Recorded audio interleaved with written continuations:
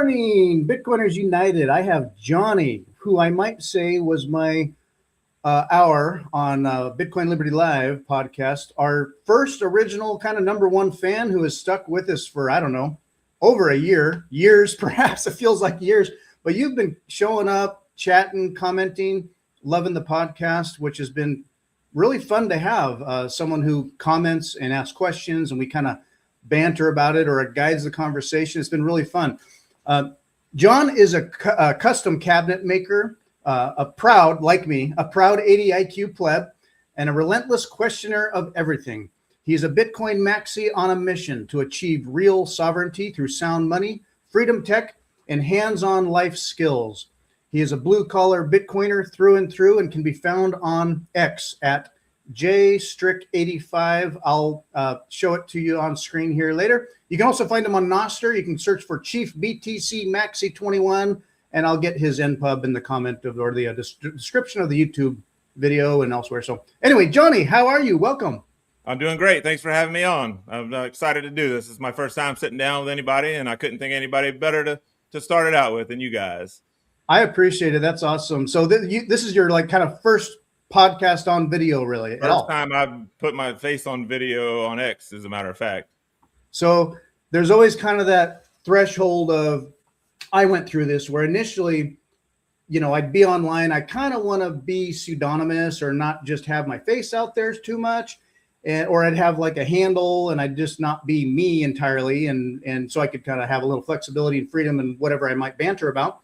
And then over time, where I'm going to be online, or we do a podcast, and so then my face is there, and it's like, how much do I want to dox myself?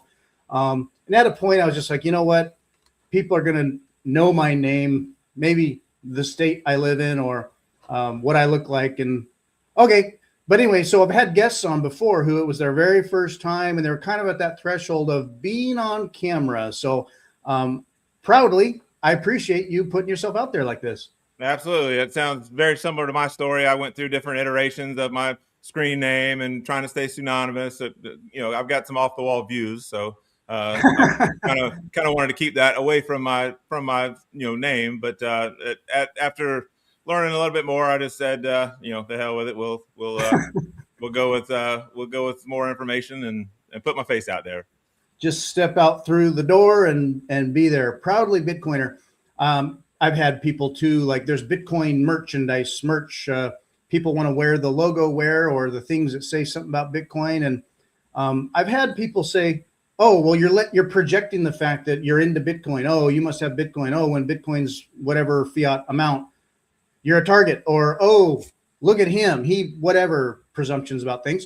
I just was like, you know what? Fuck them. I don't care. I mean, yeah, proudly, I'm a Bitcoiner. If that's a problem for you or it becomes a problem for me, I can handle myself.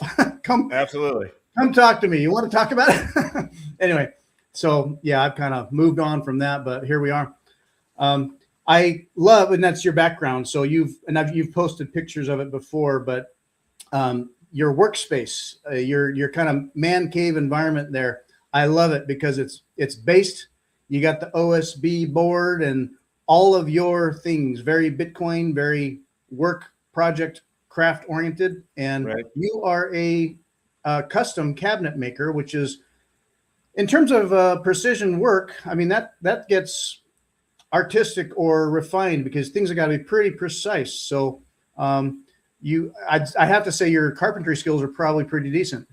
They're not too bad. I don't like to take a lot of credit for it or pat myself on the back. I try to stay as humble as I can. But yes, the work that we do is absolutely very precise, and it definitely takes a careful eye, and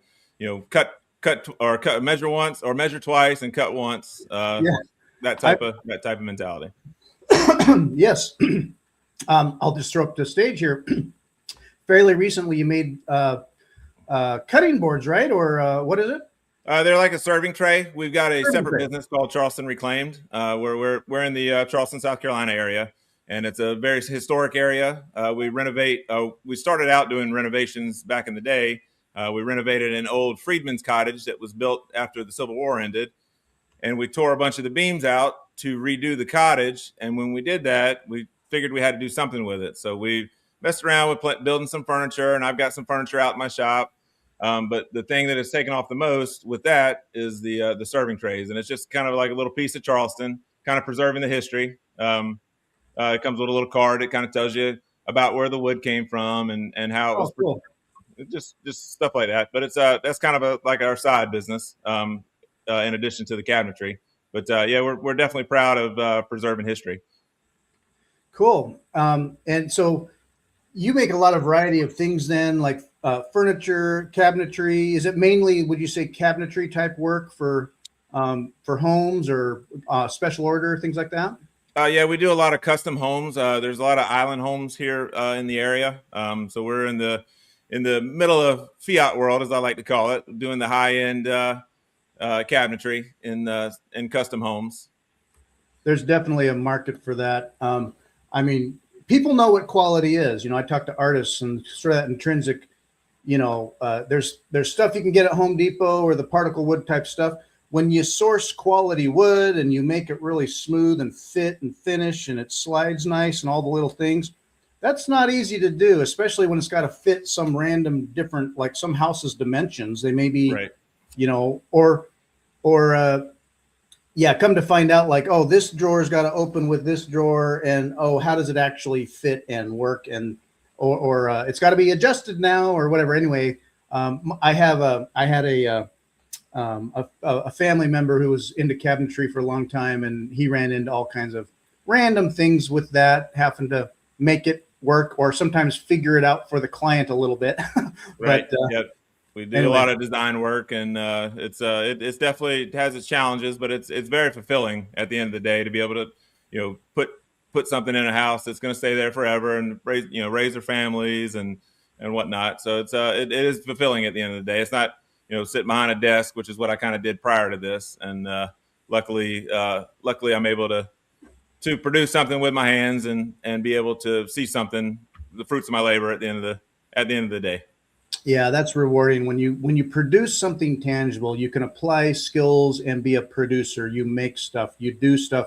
And like a lot of the audience, I presume, myself included, I've got a daytime job that, I have to work to live still, even as I stay humble and stack sats. So how do you feel like you balance your interests or hobby work and time spent in the Bitcoin space with daytime work, family time? You kind of have to fit it in where you can, or is it kind of pervasively through and through? How do you balance that, do you find? My wife would say that maybe I don't balance it so well with the family time, but no, all jokes aside, there's a lot of time at work where you're kind of sanding or doing something that doesn't require a ton of thought, and I'm able just to consume podcasts and listen, watch videos and stuff like that during that time. When you're on site and stuff, there's not really a lot of time to listen to videos or podcasts and stuff like that. But I got a fair amount of, I wouldn't call it downtime, but it's time where I can use my brain to listen to other things while I'm doing something that's very repetitive. Yeah, that's probably I can do that a bit at my work, not always, but it's probably a healthy kind of a natural state for humans to be able to be tending to stuff as they're, thinking, or like nowadays, like I may not sit and watch, but I can listen, and I'll just be listening. And right. Anyway, my mind can wander a little bit. I might have to rewind and come back and absorb it. But yeah, no, I enjoy that too.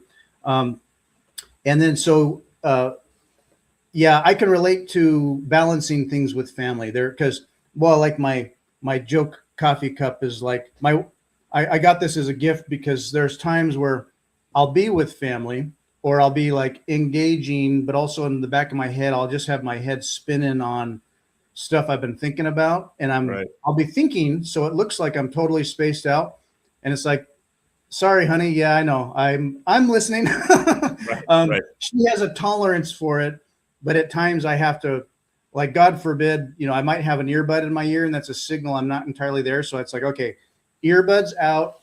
I'm not distracted. I'm here now. I have to remind myself to be here now sometimes. Right. Yeah, so, absolutely. And that's a good thing. I mean, it's good there to, to be in the time with the family. Totally. Now, describe some of what you got in your background in your shop. I know it's it's like your Bitcoin library. You got your tools, and Yeah, of course, I've got the Bitcoin Standard, which was the first Bitcoin book I read. awesome. Ashamedly, I had it sit on my desk for a while the price did pump. So I always have to remember that I know the date that I ordered it on Amazon, and then I know the date that I actually sat in my sauna and read it. So I have been able to extrapolate that there's some monetary value left on the table there in those times. But that's as a Bitcoiner, We you know all that feel late. you're gonna learn. But I've got like the Big Print by Larry Lepard, which is a great book. I've got the Sovereign Individual, which is a very important part to me. The money part of great is great with Bitcoin, but it's a lot more about being a sovereign individual and just not being told to do that. You have to do something by anyone. And I believe there's a path to that, and I'm on that path to it. And with people like yourself and Daniel and people like Michael and Tony at the Bitcoin Way, which have been very important in my story. That kind of signal is getting out there, and just taking steps to become more sovereign. I love the Bitcoin Way guys. They're just so based in first principles, the ethics, and even integrating faith into it behind the scenes, but just through and through intrinsically, it's high signal core value stuff. And I'll just throw that up on the screen here. You can go to the bitcoinway.com.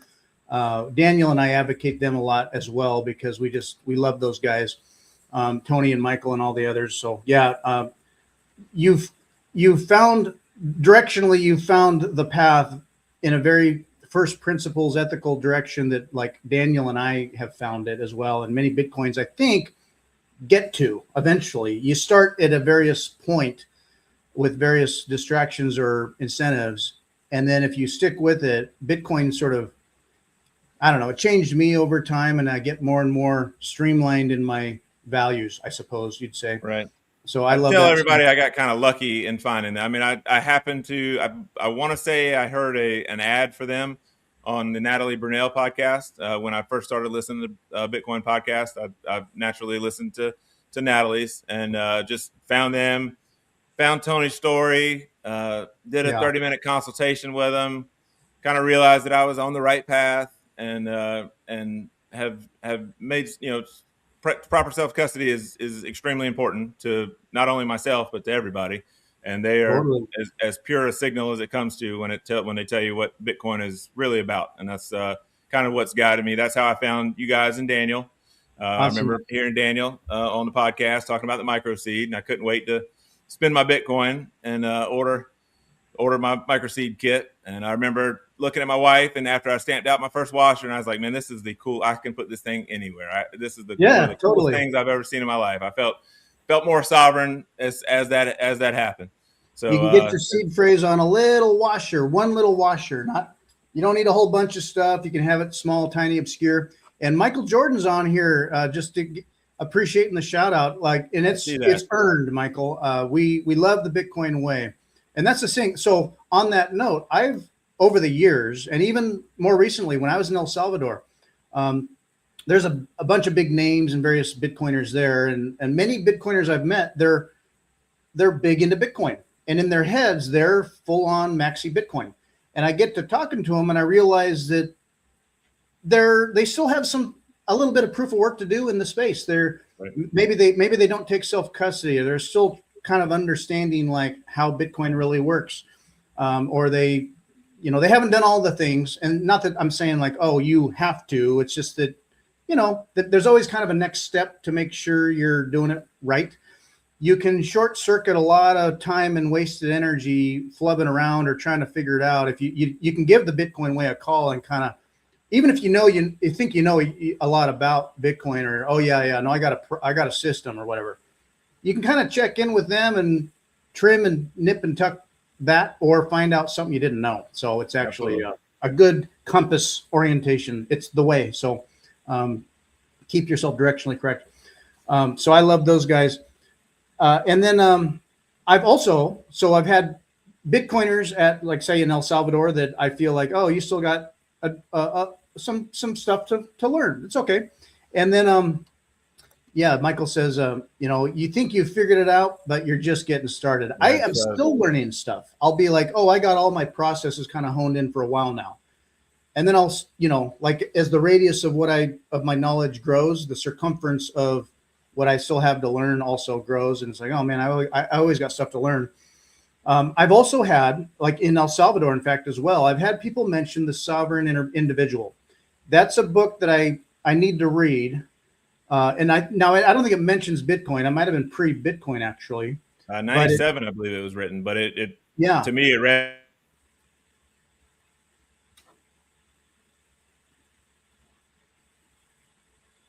Oh, you might be hung up there.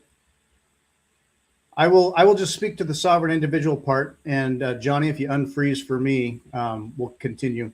But the sovereign individual is basically a lot of basic first principles about how you, as a person living on this planet, can be self-sovereign. And that's a real rabbit hole as well, because we interface with governments, we interface with work and jobs, and then money through and through. There's the money.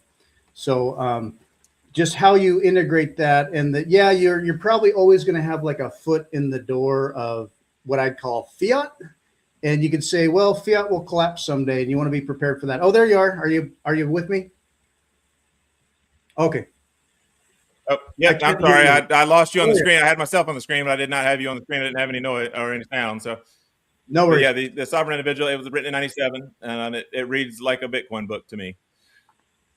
Yeah. So in the lens, the modern lens, knowing Bitcoin, you can read that and wrap your mind around all those principles with money or the tech that allows you to hold the best, hardest property in the world, and it also can be used as money. And so, like, even as like, okay, I've got a fiat job. Many of y'all do, and it's not like you can just retire or completely walk away. We have to interface with a world at large, which is very fiat. So even as you do that, you're not stuck. You're not all in there. You operate in that world to live, to, get paid, or however you have to stay legal or whatever. And even as you've walked through and you've got a foot or two out the door of the Bitcoin escape hatch, and you can make that more and more a part of your emergency escape, your lifeboat, as the Titanic is grinding on an iceberg as we go. So that's what it's doing. Yep. What are some lessons for you out of the sovereign individual that you've incorporated or that you think are important? Just being able to depend on myself. I mean, we've got a few acres here where we live, and we've got live. We have goats and we have ducks and we've got turkeys, and we've got, I want to be able to feed myself in the event of a complete collapse. I mean, I'm not rooting for a complete collapse, but I know that it's hinging, and it can go either way at any point, I feel. So just being able to eat is pretty important. So and my wife loves animals, so we've got some animals on our property, and we've got the ability to feed ourselves in the event that the grid went down. Just there's so many different, there's sovereignty aspects in just about every aspect of life. I mean, and there's like a mindset, a mind shift where, I mean, many people get sucked into this feeling of like, well, government's job is to take care of us or be the ultimate bailout, and will always or shall always or can, bail us out. And you see what happens when in big emergencies, whether it's a hurricane in New Orleans or a flood and stuff going down in the Carolinas and that area or whatever.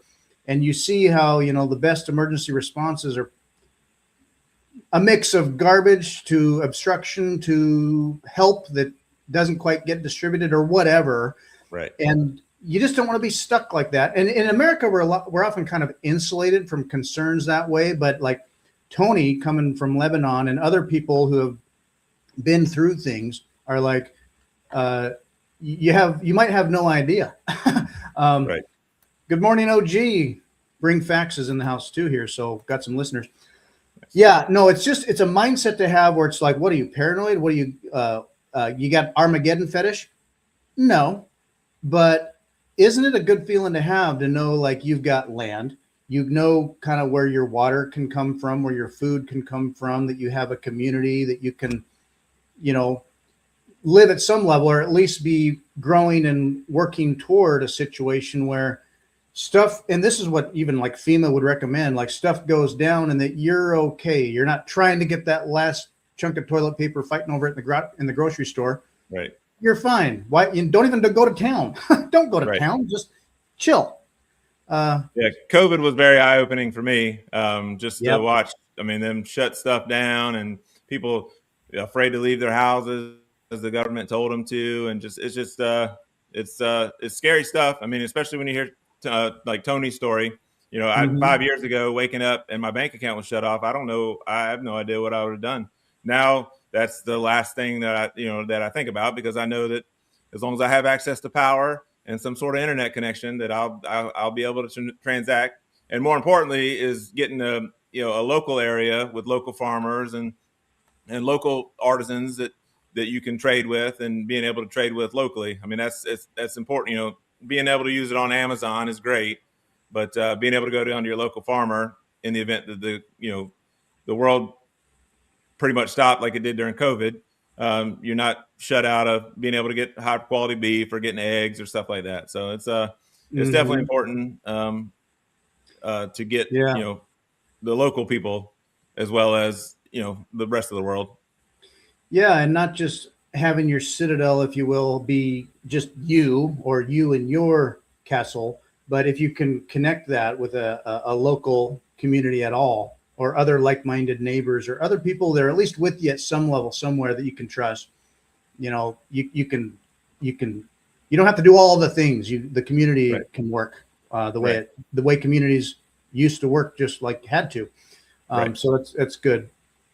And like, for example, like you had posted somewhat recently on Nostr, like your wife's purse got stolen, I think, and but you were relatively okay because they nothing got through, and your Bitcoin's your Bitcoin, and Right. they They decided to use her debit card, which hasn't been used in 2.5 years.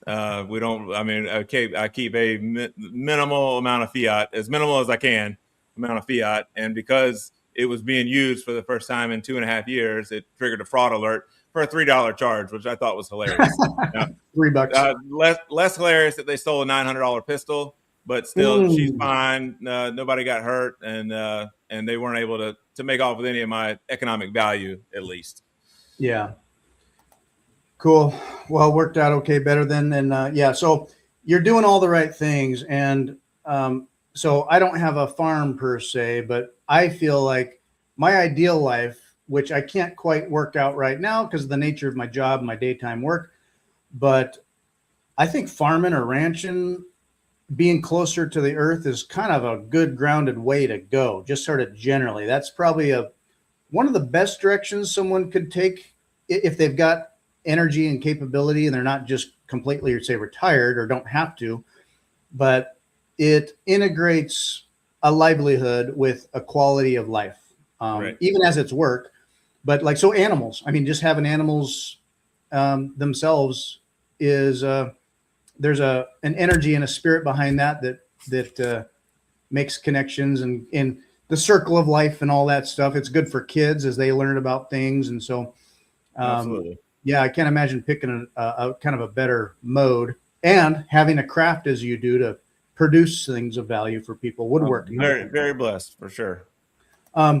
What's your farm like? Describe farm life, the animals, family life. We've got right now we got six goats. We just had two goats, baby goats that were born, I think 4 days ago, that we were expecting in March, but our goat math got off a little bit. So my wife called me in a panic the other day at the cabinet shop and said, "Hey, it's going to be 20 degrees tonight, and I got these two baby goats." So I had to run home in a panic and get the barn plasticed off and get the heat lamps going and stuff like that. So there's never a dull moment around here. We've got 3 turkeys that follow us around like dogs. We've got 16 ducks. Duck eggs are delicious. Yeah. I probably eat 3 to 5 duck eggs a day. Oh, nice. So, and I've got an outdoor refrigerator full of duck eggs. So it's just there's never a dull moment. Life for us starts about 4:15 every morning and doesn't stop till maybe 9:30 at night. So it's Rooster's fun to crowing, keep. time to get up. Yep, that's right. So yeah, we and I'm sure my wife's watching this, so she does most of the work when it comes to the farm stuff. So make sure she knows that I'm not saying that I do the majority of the work, but yeah, she's very good at taking care of that. You're a lucky man.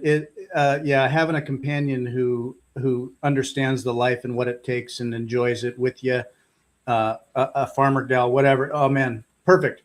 I think I saw a funny video. It might have been a goat, one of your goats that just had this jumping, funny, crazy personality. Was that one of your goats? That's one of her. We've got the 4 acres here, but she actually works part-time. She calls it work. She goes and hangs out with her friends at a 90-acre farm that's right around the corner.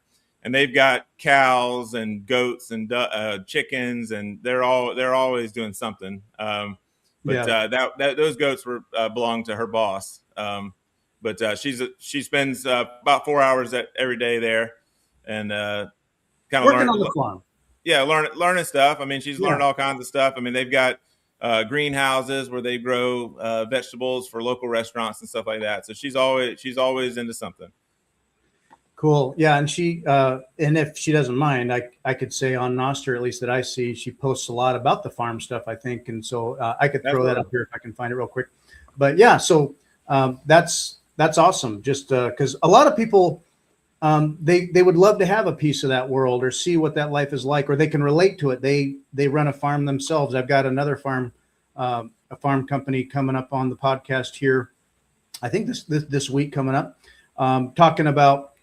And I don't know if you know the name or would relate, but it was Joel Salatine, I think, is with Polyface Farms. He did a lot. I think he's up in the Northeast, but I remember hearing about him, gosh, even a couple of decades ago, but basically sustainable farming, raising grass, having your mix of, the chickens and the cows and the symbiosis of the animals living together and how that all works, and that the soil is healing and growing and the grass is better and the animals love it and are happy, and you've got everything you need. And then you connect with a community in terms of sourcing at farmers markets or otherwise, whether that's eggs, meat, milk, whatever. That's the stuff America needs, is ground roots, grassroots, farming economy. Really, I think healthy food's a whole part of this too, the fiat food we have. So yeah, fiat food was one of the Fiat Food by Safedine and Matthew Lysiak was one of the ones I read. I mean, just showing how fiat's basically ruined everything, with the farming, that nobody wants to do the regenerative farming anymore because there's so many subsidies for growing soybeans or growing corn, or just return to the basics. And kind of getting rid of that fiat mindset. Yeah, fiat is that quiet, invisible, pervasive thing that just you don't even notice it. But then, for me, it was through Bitcoin and thinking through all these, first principle stuff. But then you start seeing fiat everywhere, or how some people are in a certain different kind of a grind or a rut or a livelihood that's not healthy, and you're like, you could look at all the little symptoms and blame things. You can get into, the politics or moral issues. Man, the incentives that have been pushed and driven into us from fiat and for decades just sort of change things, that then we don't see it as like being the broken money or the fiat mind. It's just, we start blaming other things, and it's like, oh my gosh, so much goes back to money, or the, our lack of sound money and all the incentives and government driven stuff behind that. So what Daniel's thesis and my awareness has become over the years is that basically Bitcoin can, and you've got the book, Daniel's book back there, The Great Realignment. Okay. Bitcoin is growing its roots into traditional systems. And over time, I mean, our hope and feeling about a potential golden age coming, which, I mean, there's different paths we could take, but I feel like Bitcoin could very well fix a lot. because Bitcoin is forcing some realignment on a lot of systems where they can't get away with the same old games, Right. or people have an alternative, and so they won't tolerate it. And we're already feeling the angst behind, the taxes we pay for what? Like, it starts to appear like crime and fraud all the way down, and we're just paying off the interest on our debt. So what the hell are we doing? So, Bitcoin is causing or beginning a great, hopefully, realignment of the system at large. And it's not going to be just the money, but boy, money goes through and through all these incentives. Yeah, when you view the world through a world of just the incentives, it can get to be a very dark place. But when you know that Bitcoin exists, it does make it a little bit easier to swallow, and knowing that there is a path forward if people will continue to wake up, and just getting the message out there is super important. When you first found Bitcoin for the very first time, what was that like for you? And did it still feel kind of foreign, and did it take a while? Or what's been your journey as you started compared to where you've gotten to now? Was that a long time, or a lot of steps, or were you kind of there? It was a lot of steps. I mean, it feels like it feels like a short amount of time, but I've learned a ton since then. I think the first time I ever heard Bitcoin mentioned, where I even thought about it, was listening to Glenn Beck's rant about it after it dipped down to $9,000, talking about how it was a horrible store of value. And so I was like, okay, well, that's obviously this is going to go away. It's dead. Glenn Beck said it was dead. That kind of gives you an idea where I was politically at that time. But then COVID hit, and that was really eye opening. I didn't find Bitcoin during COVID, but I did start focusing more on my health and my sovereignty.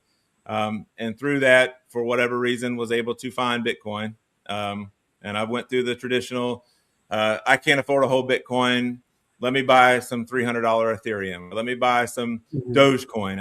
I made some money on Dogecoin, but then I watched as Elon didn't talk about it on his Saturday Night Live appearance, and then that value just dropped way off. I was able to cash some money out and roll it into Bitcoin, but there's a ton of stories of people that weren't that lucky. So I've done my share of shitcoining. I've been there. I think most have. Yep. You're learning. Yeah.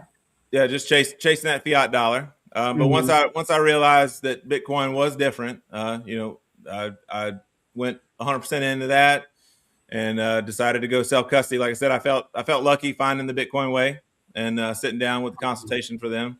But when I did self-custody, I was forced to self-custody because the exchange that I used sent me an email one day and said that we're closing U.S. operations and you need to have your money withdrawn by this date. So I freaked out and got on YouTube and watched videos and decided I was going to put it all on a ledger.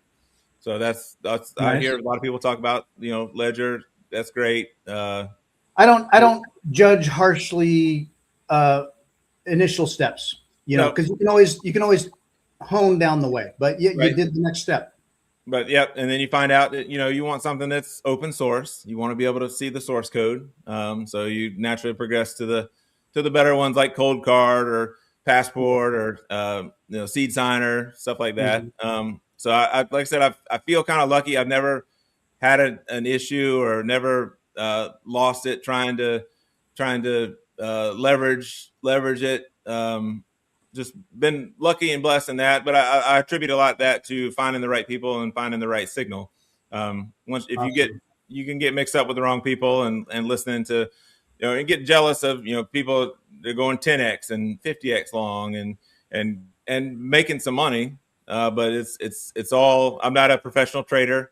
I don't study trading. I don't study the treasury companies. I don't have enough time for that. And a personal life. So just been lucky to be Bitcoin only for the last few years, and to find people like yourself and the pure signal that Bitcoin and self-custody is the revolution. The price is great. It's great when it pumps. It's even better now when it dips, because I'm getting more value for this crappy dollar that I'm taking for my cabinet jobs. So that's just getting to that mindset has been super important in my view. Yeah, that's awesome. And it's a journey that many can relate to, myself included, where I'd heard of Bitcoin back in like, I think 2013 and dismissed it, like didn't understand it, just thought it was okay, some gaming token or okay, yeah, I don't gamble, I don't play games, I'm not a, whatever. And then yeah, it wasn't until COVID. I think COVID woke a lot of people up. In Daniel's more recent book, in one of his chapters, he refers to crisis incidents kind of are like an X-ray on the system, where when the mask gets peeled off a little bit and they kind of show their hand as they fix and nip and tuck and bail stuff out and start to do stuff, and suddenly we can see like, oh, this is how things can work under crisis. And like the 2008 bailouts was that way, like, oh, we thought this and they're doing that, and oh, I see how it works. And then with COVID, like, oh, okay, they're presuming to just do this. Like, can I opt out? How do I opt out? You start really thinking about, right, what government does. And so it wakes people up. It woke me up in a lot of ways. So it wasn't until kind of, early in COVID that I really like yourself stopped and started listening. And then you start to glance at the shit coinery and you're like, oh God, because I'm late. You want to hustle and, your ego gets involved and you want to catch up or get those gains and not miss out. And then you either get wrecked or come to a conclusion there eventually. You step back and go, okay, what are my values? And the foundation of all this to me, I figured out Bitcoin eventually. And so Adam gives you a shout out that you get it. He likes you. Johnny is the man, he says. So you got a fan, John. Nice. That's fan number one, I guess. Fan number one for John. When I started taking that path, then it opened the door for so many more things. And then for you, it also integrates into not just values, but your faith, perhaps. If you want to get into that at all, for many people, like I've had on this podcast and before, the money and things also integrate with things like with their faith. Real quick, if you'll indulge me, because this came to light for me around Christmas, but in our family, this is from King James, Luke, what was it, chapter 5, book 2, I think. And it came to pass that the people, where was it? No, I have it somewhere else. Anyway, sorry. I had it up here. Maybe it's this one. Oh yeah. So, all went to be taxed, everyone into his own city. Joseph went up from Galilee out of the city of Nazareth to Judea unto the city of David, which is called Bethlehem, because he was the house and lineage of David, to be taxed with Mary and his espoused wife, being great with child. And so it was that while they were there, the days were accomplished and she should be delivered. And she brought forth her firstborn son, wrapped him in swaddling clothes, and laid him in a manger, because there was no room for them in the inn. And there were in the same country shepherds abiding in the field, keeping watch over their flock by night. I meant to bring that up to the screen. Luke chapter 2, verse 5. Anyway, so that just, it brings context to threads in this talk where it's people farming, people hurting, no room at the inn. You're living in the barn, in the manger.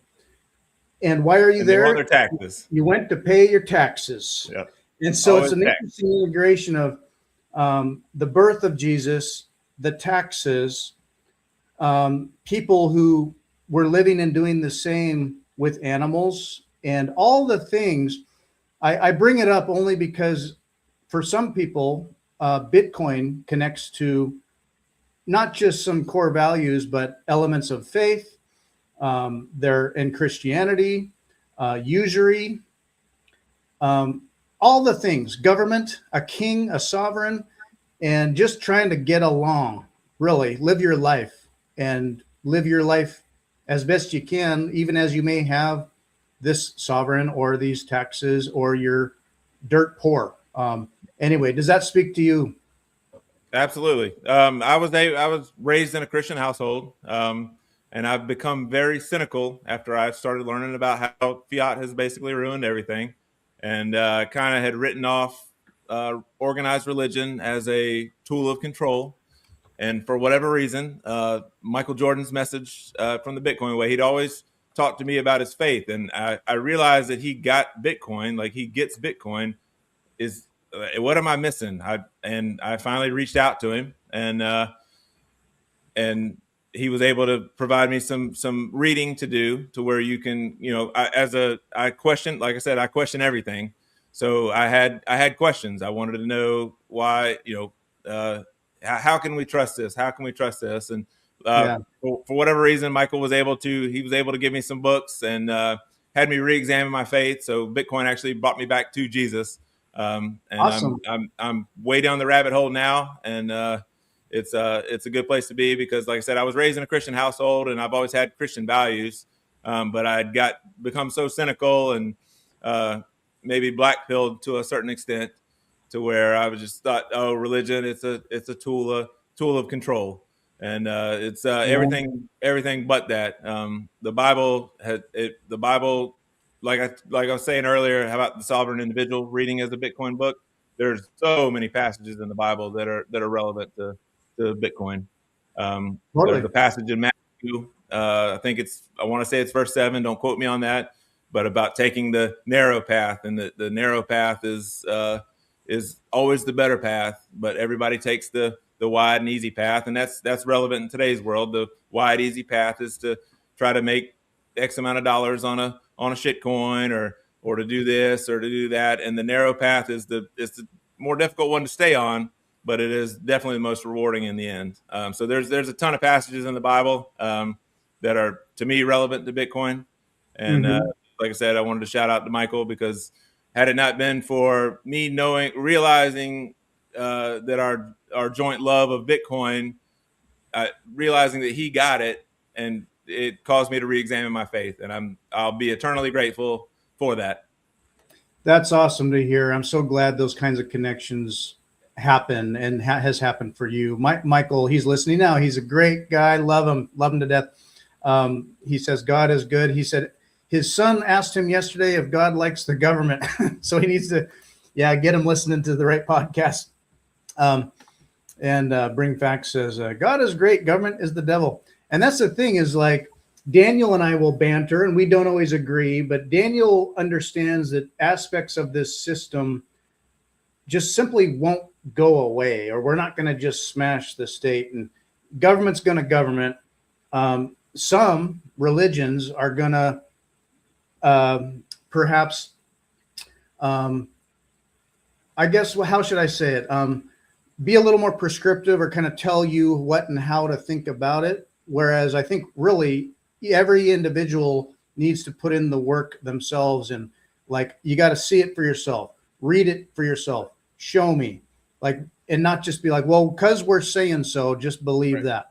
You got to live it, you got to experience it, you got to incorporate it and reconcile that personally, I think, because it's got to get you to your core, your spirit. I'll throw this up on stage because I think it's funny, but like, what would Jesus do with the bankers and the usury? Flipping I think tables. Yep. Flipping tables of the money changers. That's good.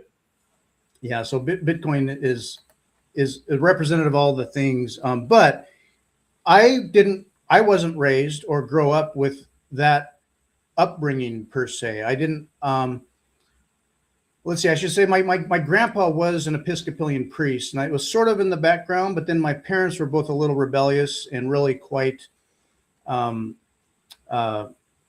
atheist, but secular, I guess you'd say, but at times cynically secular. And I got kind of black pilled, and I grew up kind of just not really having an outlet or solution, or like, I'll just figure it out rationally. I'll do me, just, as like a human animal on the planet, like just using my brain and keep it to logic. And as I get older, I'll just say that as I get older, or I have kids and I have a young daughter, you have to fill any potential void in your heart or spirit with something. And maybe you're fine when things are okay for you, but then when times get tough or times get hard or someone else needs help and you're just not feeling generous about it or whatever, and you run into personal value things or hardship, I've had to step back and be like, this is too hard for just me, or I'm too strung out, or there's not enough of me to go around and I don't have anything to rest my weary soul upon. And that's where, like, you need that help, be that what it may, like your Christian faith can just supplant and cure so much for yourself and in the world, ills and unhealth and a lack of purpose, vision, hope. It cures the black pill. There's the orange pill, and there's also, you could say, the Christ pill, or your flavor of faith that works for you. But to ignore it, you ignore it at your peril, I might say. Absolutely. Michael says that God loves the people who make up the government, hates what government does. I get it. There are people like, so what is the quote? Forgive them, for they know not what they do. There are people that they don't know, and it's not that. Now I've known in my line of work, I've known people who, I don't know how else to categorize it, but there is evil in the world. I've worked with and seen, for lack of any better science, I'll call it evil. So even as there's like evil in the world, there's a lot of people out there that are really just lost or looking or doing what they know to be best. Not to say they haven't found Bitcoin, but maybe they haven't found a lot of things. Right. So anyway, there are cures out there, people. So I just encourage people to find that. Know your, yeah. Tell me about the work you put in, because for you, it's come a little more recently as well. But do you want to discuss how that came to you, or where that's gone with your faith? Well, I mean, it's been as recent as October of this last year that I decided to give it a second look. I'm just doing some reading. I actually went back to a physical church for the first time this morning, wow. which was I'd become so cynical. I'd seen everybody as not necessarily evil, but just become cynical to people's actions and judging the Bible based off of what I saw humans doing, and you can't do that. Trying to give people more credit, because we're all doing this for the first time. Nobody knows what you're doing. We're all living for the first time. So just kind of seeing for people for what they could be, and not necessarily what they're doing at that point. Michael kind of posed it to me as, if I butchered a Beethoven song at one point, you wouldn't hold it against Beethoven. And that kind of resonated with me, because yeah, you're right. You're absolutely right. I can't hold the sins of a human against against the word of Jesus. So it's definitely been, I'm in the rabbit hole now. I'm reading my Bible every morning. I have not read the Bible front to back, but awesome. I'm spending 15 to 20 minutes reading a couple chapters every morning, and just kind of incorporate it into my life, and just trying to give people the benefit of the doubt and realize that they're just broken humans too, which I'm no better than anybody else. And just trying to give people the benefit of the doubt. And it also gives me the opportunity to discuss Bitcoin. Like this morning at church, one of the first things they talked about was being able to get a roof, and how they had gone to the bank, and the bank wasn't going to allow them to borrow the money until they had 100 different families that were paying tithes to the church. And that's just the average church size now is only about 50 families.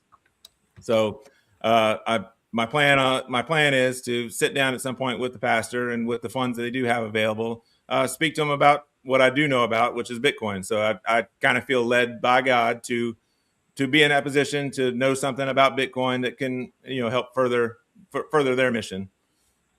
Yeah, there's a documentary, it's been out for a few years now, maybe, God Bless Bitcoin. And that was interesting to me because it looked at a variety of faiths, but that, looking at how, money being part of our lives and affects our spirit, that the Bitcoin is the most ethical money and is aligned with spiritual values.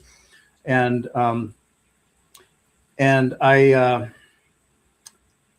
I think that's amazing stuff that you're doing there. I feel like people, I've run into it myself where like when I'm not being my best self or I've had a hard day and I get kind of blinders on, stuck or negative in a way. And I thought, oh, I can just figure it out on my own and not rely on something more core or based. It rubs off on my wife or my family and myself.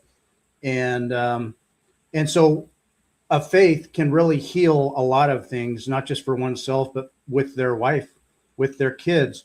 Like you doing what you're doing, it takes time and energy and thought and practice. And so, and with that, it's like doing the right kind of exercise, taking care of body, mind, emotions, and soul. And so through and through, just getting to everything, because you can focus on one, but you might neglect others. And then when Right. things in life change or get hard in a different way, oh, I don't have that resource for that. Like I can do this for that, and I can do this for that. I can get counseling for this or that, but at a deep level, what is that? And so that's where the spirit comes in. So Absolutely.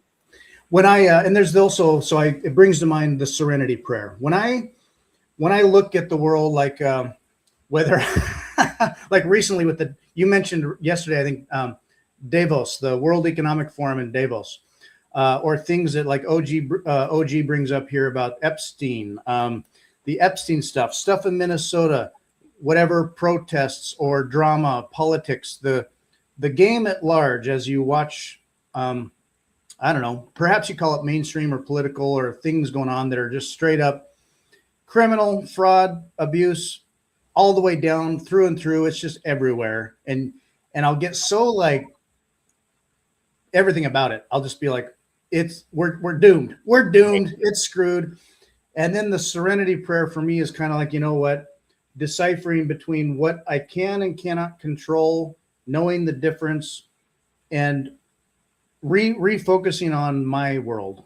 Like, not because I know many people, they get caught up in the big picture a lot, and aspects of my personality, not to go on about this, but it's like I really value truth and honesty. Like I want to know what's going on in the world. I want to be informed. I try to pay attention. And as you peer into that void, if I peer too long, it can peer into me. And I have to like manage that as a big show going on, seeing it for what it is, and then stepping back and going, okay, this is why I Bitcoin, or this is why I work and live the way I do, or have the relationships or marriage that I do. I have to step back and get back to why I keep it good. And Absolutely. I actually got the serenity prayer as a gift on a necklace because I am quite the cynical individual. And it's just a reminder that I'm not going to be able to control everybody. I'm not going to be able to control everybody acts, but just a reminder that there's a lot more that I can, if I focus on what I actually can control, that's enough. So it's a good reminder to have. And then I'm prone to black pilling. I can get so just like, oh, well, you know, that's broke, that's bad. That's not fixable. Like, oh my gosh, where does that leave all of us? And what would the founding fathers think? Now, this is just a joke here, but that's like George Washington would look at what's going on right now. And sometimes I'm like, totally, like, absolutely. The founders of this country and good, honest, hardworking core people who know how like life should work should not tolerate this bull crap. Correct. And so at least we can talk about it. Now, as far as me balancing my time and energy and getting over my skis about it, I kind of have to keep it close to home, or I could podcast and connect with people like you. But yeah, having a balance there so you don't get caught up. I know people that they're always talking about maybe like the politics, and it's like, I get it. I want to know. And also I just can't have my mind stuck there. I have to back off a little bit. Yeah, I've been there. I was a diehard Trump supporter in 2016. I thought, here he's going to come in and clean house, and it's all going to be okay. And now here we sit in 2026, and we still don't have any Epstein files. And you just realize that they're pretty much all in on it, and that can be a very black pilling a black pilling moment, but luckily Bitcoin exists, and there's good people like yourself out here talking about it, and we'll power through, and I know we'll make it in the end. Trying to get my mind around it sometimes, because I mean, people are they're just humans, and then they get into these positions where, man, it's like the system at large is just so much bigger or entangled or deep than you might be able to fathom. And so I think, you can have good valued people who go in for the right reasons. And so I look at Trump, and you can say and believe all the right things, and then you get there and you realize, wow, I got to kind of pick and choose my battles if I want to survive or actually maybe get progress done or whatever, entangle with this beast. So it's like, at one level, I try not to judge it. At other times, I'm quite disappointed. I'll be like, why not this and that and the other with the things? What is going on with these foreign countries or whatever in the Middle East or Ukraine and everything else? And I was like, what the hell is this game? Or like, I don't believe you anymore. You just say stuff, but then it's just talk. Right. Here's what I loved about Davos. So like after you mentioned it yesterday, and I listened to some of the talks there, and Trump's in particular, where he went on for a while, and the way he riffs and the way he just is kind of like, I don't care what a lot of you people think. Here's how it is. Whether I agree or disagree with all of it, what I do love about it is that at least he's willing to say some of that stuff and rattle the cage. And it's kind of like there's this infected boil, and at least he's willing to go in there and give it a lance or two. Well, he's definitely shifted the Overton window. I mean, there's not, just him getting elected has changed the country, whether it be for good or bad. But just being able to say, just say some stuff that you wouldn't have heard 20 years ago. That has been important. And again, I held my nose and voted for him in 24 to free Ross. But I mean, it's like you said, they're just individuals, and this is a monster that has been created by misaligned incentives for ever since probably the inception of the country, but definitely since 1913 when we decided to go off the gold standard. The Federal Reserve, and then officially the gold standard in 71. Yeah. So I mean, you do have to, you'll take your wins, but you're not. I don't think you're voting your way out of this. It's going to take people standing up and separating money from state is going to be a huge part from that, and luckily that's what Bitcoin does. Yeah, I in a morbid way, I enjoy the politics or just kind of seeing what's going on. I like the fact that Trump went in there. Maybe he gave the Overton window a push. He had people boo or walk out, and it's like, bye. Right. Like, it's changing, folks. Like, you may not like it, but get over it. Like, instead of the Green New scam or some of these other things, it's just sort of like a slog of like the crises. Like, how about we get real? How about we stop these wars and not create new wars and fix what we can and get back to economics and resources and humanity, and not create contrived crises for which to just print money for and create a social bailout system all the way down. So, I mean, at least I like hearing that, and I love Trump for that.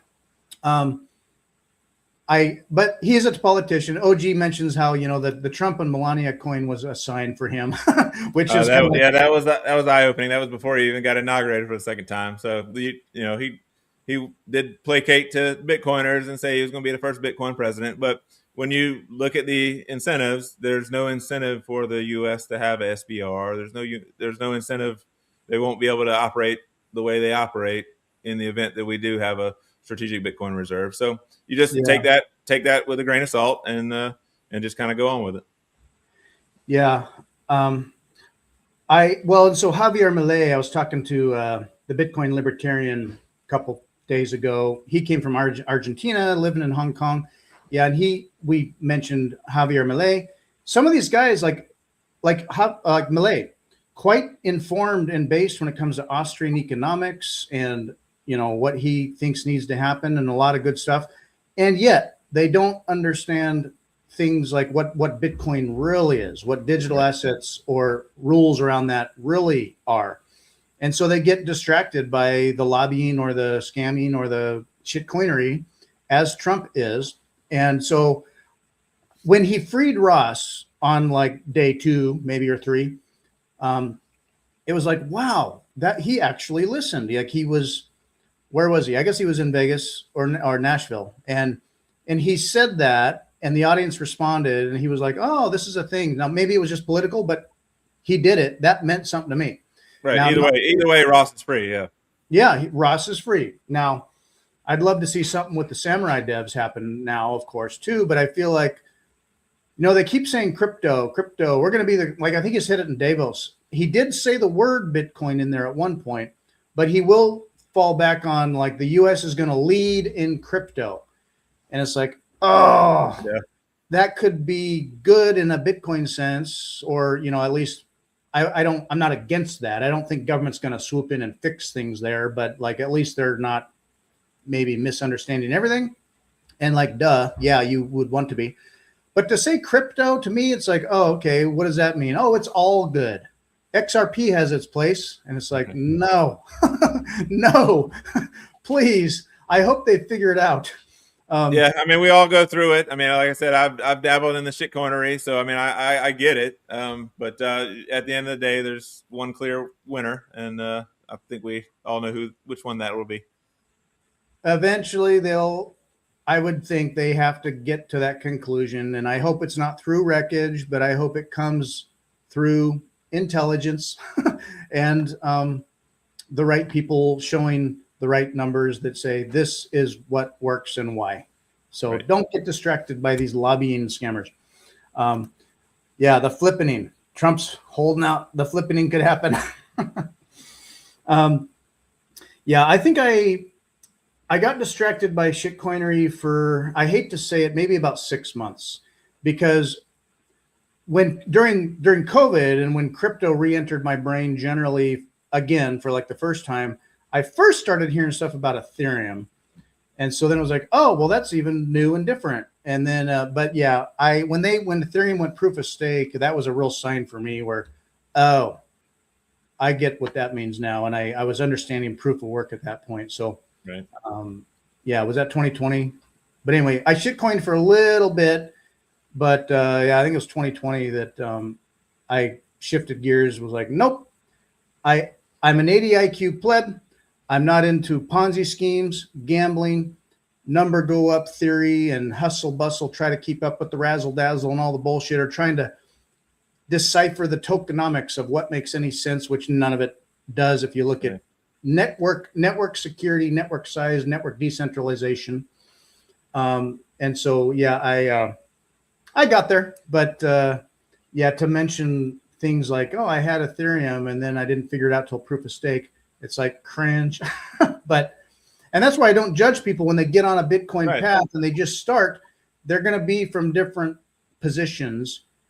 I'm just happy that they might take the next step. So, yep, that's right. You can just keep talking it, and I've become more about you can talk about it till you're the blue in the face, but just living the life and kind of just sticking with Bitcoin and always turning the conversation back to Bitcoin. People see that, and they'll continue to see it, and and they'll want to know why this guy is so much happier than Joe Blow over here that's got his bag of XRP that he's trying to dump on somebody. Yeah, as soon as it goes up, they'll dump a little more, and as soon as it goes up, they'll dump a little more, and they're just, yeah, they're making their money all the way. OG mentions that he's leaving America soon, and I think I know you got goals on El Salvador, but not holding his breath for change. He's found his calling in El Salvador. I can relate. I think America is a very unique and important country. I feel bad for what I see happening. I think Daniel and I have pretty well come to the conclusion, like, there's not a political solution per se, and yet TradFi and government's going to TradFi and government, and market's going to market, and you kind of have to tolerate some of that. At least there's an escape hatch with Bitcoin, but I'm done like voting harder. It's like, well, get your voice out there, vote harder and all that stuff. I'm like, I look at it like it's kind of almost a distraction from the limited energy and time that I have on this earth. I'd rather focus directly on the open escape hatch door and the sovereignty versus trying to vote and lobby harder. I'm kind of done with politics. Right. The biggest vote you can do is with your economic output. I mean, you only got X amount of hours that you can create value in your life, and you got to put it somewhere. So that's my vote. Your money, your time, your attention, and if you have to, your personal agency, your own 2 feet. You can get out somewhere if you're not in a good location to do that. Absolutely. Many years ago, like I've lived in cities before, and I think one reason I moved to a more rural area was at the time, this was long before I knew about Bitcoin, but there was economic things changing and hitting, and I think the 9/11 attacks and wars and stuff shifted my brain around some things, but I was like, you know what? I don't want to be in a city. And so that's when I shifted away from urban to more rural.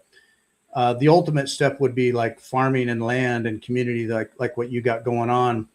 But have you ever lived in like a city and decided I need to get out? What motivated you to get into farming, or have you always done farming type work? No, I kind of lived in a city before we bought out here, and we're not, we're 30 minutes outside of a major city, so we're not completely insulated from it. But I feel like we would have more of a heads up if something did go off, off. But I grew up in the city. I was raised in a regular neighborhood. For whatever reason, my wife and I, we wanted some land so we could have animals. So we found ourselves a little bit outside of the city. But as we go on, we won't die here. We're gonna eventually move farther out. But with dreams of being in the Appalachian Mountains. Nice. So kind of got a spot to bug out to, but we're open to a Plan B resident. You never know. I know that the U.S. will probably be the last domino. So I feel like we still have some time left there, and maybe everybody gets their act in order before that. So, but just keeping all options open and knowing that I can hop on a plane with my nylon MicroSeed in my pocket. Yeah. Not have to worry about carrying my gold bars through security or keister your gold. They're not going to look in my suitcase. That's freeing as an individual, as an aspiring sovereign individual. Yeah, I would love someday maybe to get to the step where you're at. I think things have changed. I'll go back to visit, like say Seattle or Portland, where I'm adjacent to or have lived before, and it's like, wow, things have changed, and not for the better. Or when things are bad, it's the weekend protest again. It's just like, man, no wonder like businesses and people with some sense and personal agency are getting out. Maybe economically that'll shift some things. People are leaving California for Texas or elsewhere, or the Midwest, and just like waking up in that regard as well. It's like things that don't work just should not continue to be forced to work, and things that do work better should be more conducive to people going that direction. And so I hold out hope for America, even as I'll worry. I love America. I'm a red-blooded American at my heart. I really am. You could judge aspects of things about it. Sure, history is harsh, and it's been a couple hundred years, whatever. But it's been an amazing, to call it an experiment, or at least like the next best attempt at the next best thing, and we did it. Now it's gotten corrupted and things along the way, but I love America, and I hold out hope that things can get better and that we can free ourselves, become, as long as we can still be sovereign, hold self-custody, maybe the system realigns. If it doesn't, there's Plan B ideas. If it does, I'd love it that America gets better. And I think it can. If I think too hard about it, I worry about things outside of my control. And that's exactly right. A good reminder of the serenity prayer. I heard somebody say one time that the worst thing that's happened to you is the worst thing that's happened to you. So the fact that you kind of get locked down during COVID, that's one thing, and that is something to gripe about as an American. But you could wake up like Tony Yazbak and have your whole bank account and basically homeless overnight. So I mean, it is all relative, and we can only basically worry about what's going on around us. But like Stats Radio says there, if America falls, the entire world falls. So America will be the last one in the event it does fall. But like I said, I'm definitely not rooting for it. I'm just hedging my bets because I'm aware of the incentive structure and the money printer, and you never know. I have to take care of myself and my family first, and whether that means it here or El Salvador or Panama or wherever that may be. I'm always going to do what's right for us. Yeah, and that's why what 88 Sats says there. It could be that, okay, let's say America falls. I think there can be sovereign citadels, and whether that's El Salvador or Panama or some of these places that may remain fine as the geopolitical stage burns up. It's a big world. It's a big planet. There's a lot of people. They can't be everywhere all the time. And there are tools and technology that allow people, gives them the power to operate and function, off the res. I hope America doesn't fall, but that's why I do like hearing Trump say, America first, basic economic business priorities. Whether it's all good or there's going to be corruption, like I get it, but at least he's saying some of those things. I guess Plan B is not something to ignore. Thanks, Michael Jordan. I appreciate your listening and being a fan. I love these kinds of conversations and the good people we have on, like yourself, like Johnny here.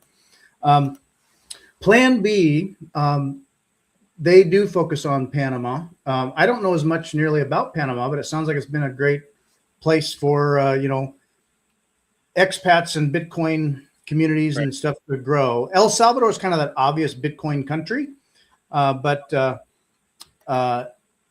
there are options basically, and it may not be either of those, or even Latin America. Like for various reasons, the Bitcoin libertarian right now, he likes Hong Kong for certain reasons. Now from there, if things didn't go well, maybe there's things like, I don't know, Thailand, Singapore. But when you see things in the UK or Australia and the European Union, and some of this broken talk and misaligned incentives around personal sovereignty or the role of government to just be your mommy and daddy and everything else in between. I think we can see things that are coming. And so then it's an opportunity for us, whether they're politicians or as individuals, we can be like, you can see it coming. It's not going to be necessarily something in America that hits us in such a way that we don't know what to do about. I think COVID, as it woke people up, in hindsight, if I stop and think about it, it's like, I can't believe they got away with some of that, or that enough of us fell for it. Right. So now, having been through that, I think there's now enough of us with a memory and some brains that to try to play such a game again, real or contrived. I'm not going to judge things about what may or may not have been real about things, or what we knew or should have known or didn't know. I get it, complicated. But the way government might manage that or micromanage us, I think more and more of us can be like, no, thanks. Yep. No, I'm fine, actually. We're fine, actually. Yep. And a big part of that is having sovereign money that they can't stop. It's not a stable coin, so they can't stop you from using it. And just having the freedom to be able to transact peer to peer, which is what Satoshi's original vision was. That's a huge bullet in our gun for sure. I'd be curious to hear what you think could be sort of the next up and coming risks to America or to Bitcoin or to people. My perspective at one level, I think I've mentioned this before, but I think of things that I'll see rumblings or pushes about in Europe or elsewhere. Okay, there's a number of things where it's basically we're being led a bit by the nose steadily toward things like digital ID for reasons, a universal basic income for economic, social reasons, wrapped all in together, intertwined with CBDC. So you once you have like that CBDC type digital currency, which like why wouldn't they program all the little detail and control you could ever put into it? I mean, why draw a line somewhere far away when you can have all of it? If you're going to go, do all of it. So however you want to say a CBDC could roll out, CBDC, UBI, digital ID, intertwined, connected with, say, our online social score profile collected through Palantir or whatever else, all of that symbiotically like benefits together, because the nature of that resource capture control game boils down to legibility of all the people, tracking what they're doing, having profiles and heuristics around who, like what is going on here, what do we know, for good reasons, like stopping bad things from happening. Right. But that's like a small sliver compared to just knowing all the things and being able to have control over you. So that's my take. What are your thoughts on risks coming? Risk coming to me is after reading Larry Lepard's book, The Big Print. I don't see a way. I don't see a path forward with that without them having to interject a ton of money into the system. That's evident today with the gold price, with the silver price, even with the Bitcoin price, even though it's down a little bit. I mean, they're the canary in the coal mine is staring them in the face. I mean, they've got to know that there's no people are basically calling BS on what they're telling us about how great the economy is doing. So I feel like it's inevitable. I don't necessarily want to see it happen because I know it's going to wreck a ton of people, which is super unfortunate. But I don't think it's something that can be stopped. Obviously, being in hard assets is going to be the only way forward once that does happen. But they talk about the AI race doing away with a ton of jobs where they're going to need a universal basic income, and there's only going to be one way to pay that universal basic income, and that's going to be through printing money. We don't have the money. They've tied the money. Now they've got their stable coins, which I'll call a stable coin what I believe it is, which is a CBDC, just branded under a different name, whether it's Tether or Circle or whatever it is. You don't have to look far to see what the KYC stuff. Yeah. Yep. You don't have to look far to see what they'll do with that because just like in Venezuela, where they were settling oil transactions with Tether, one call from the U.S. government, and all of a sudden you have no access to your Tether. Thank God that it's not the case with Bitcoin. There's nobody to call and say, Fritz can't use his Bitcoin today because he said something I didn't like on the internet. So, there's numerous risk vectors out there. I'd be honest with you, I can't pinpoint which one is going to be, whether it's going to be another war or a terrorist attack, or they're always going to be another crisis. And it seems to be that when there is that crisis that they print money. And I know that's coming. I don't know when it is. I thought it would have been. I thought it would have happened by now, but they for whatever reason they're able to kick the can down the road a little bit farther, which is fine. It gives me more time to prepare, so I am thankful for that. But to nail it down to one risk vector, I'd be lying if I told you I knew which one. But I know beyond a shadow of a doubt they are going to have to print a bunch of money in the near future. Totally, that's evident. Yeah, so there's that inevitable path that I think is just unavoidable, kind of like nothing stops this train and the big print, Larry Lepard, gold and silver project what's coming. Canary in the coal mine, like you said, they're going to have to print money. It could be as early as just this spring.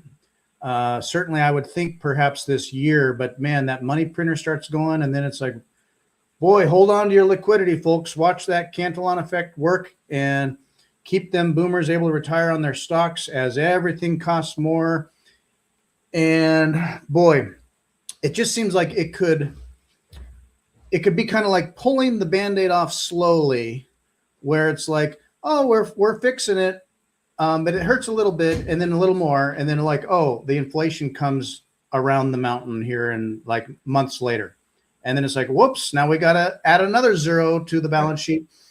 Or, and I could get conspiratorial with this, but like pick your crisis, real or contrived. I don't know. I'm not going to say what I would know, like letting no good emergency go to waste. We talked a bit about this yesterday, and Daniel has his ideas about it, where politicians are often just trying to manage crises that naturally just happen, and it's inelegant, and they're just looking for the next best solution, which is always more control.